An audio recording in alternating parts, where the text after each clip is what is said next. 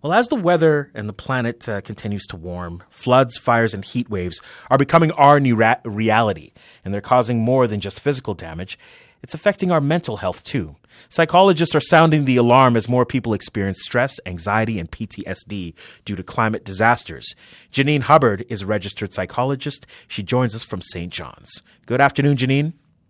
Good afternoon. Welcome to Coast to Coast.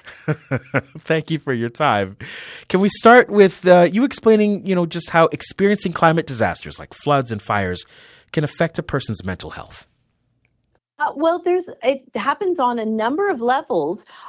So we do know that people who directly experience threat from a natural disaster like a flood or a forest fire or hurricane experience kind of acute short-term and long-term psychological reactions.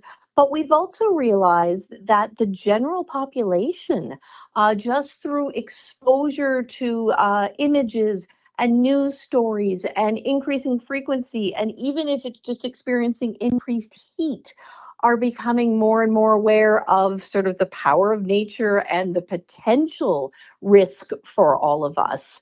And then there's a third group who have perhaps gone through a natural disaster previously and can experience trauma reactions to triggers. It could be seeing images. It could be smelling smoke. It could be, the sound of rain on your window if you've had previous flooding.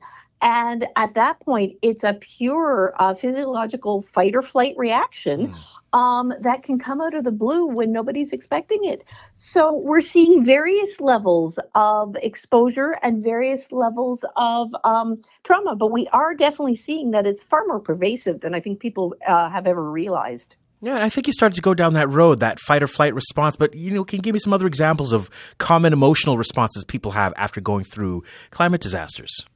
Sure. Well, unfortunately, our bodies and our brains are really smart. They kick into gear with lots of adrenaline when it's the focus on, okay, I have to get out of here. What do I need? I need to escape, or I need to, cope with immediate preparation for a storm, or coping with a storm, or damage from a storm. And people, obviously there are some reactions. There's disrupted sleep. There's, the worry about, is it coming? Is it not coming? Are we doing the right things? And disrupted sleep and eating routines, often because you're perhaps not staying in your own location. And then there's kind of the recovery effort, which can be devastating. You're looking at damage. You're looking at, why me? Sometimes there's some survivor's guilt of, well, why is my house okay, but the house across the street was impacted? Right. But you also then get a real sense of community that can kick in. It's a shared experience, whether it's because you're in a shelter together or everybody's helping with the cleanup together. It's that little bit of bonding. People are talking about how they're coping. They're talking about the experience, but then people's lives start to go back to normal. People return to work. Their sleep gets better. They engage in their regular self-care routines. They're getting exercise. They're not existing off of fast food. They're sleeping in their own beds. Kids are more settled and back to routine. But then there's a group that those symptoms continue to linger and they really get stuck and they're not able to kind of resume regular life for a whole variety of reasons.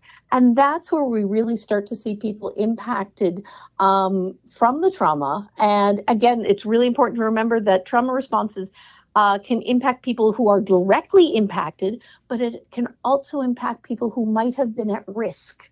You know what? Your town might not have been hit by the forest fire, but it might have been, or you might have been evacuated as a precaution and you were fine, but that risk and the perception of risk was really real. And we just have time, just a minute here. But Janine, I wonder, can we talk about practical steps that someone can take, as they're listening to you and maybe they're getting a little bit anxious because the weather all across BC has been hot and dry and there could be some storms on the way. What are some practical steps one can take to manage that mental health when you face these kind of events? Control the amount of social media and images you're being exposed to. If it's really overwhelming, have a friend call you. If you need to do something, and otherwise really engage in other activities other than social media. Prepare your emergency kit, especially for people who've been through this. Having that prepared gives an element of control, and also talking about it.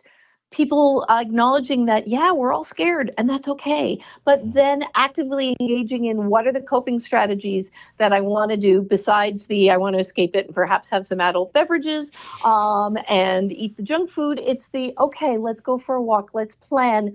So the more control you can feel in your life, the easier it may be to cope with the unknown and depending, who knows what's going to happen next. Some good tips there, Janine. Thank you for your time this afternoon. Oh, you're so welcome. Thank you. Take care. Janine Hubbard is a registered psychologist. We reached her today in St. John's.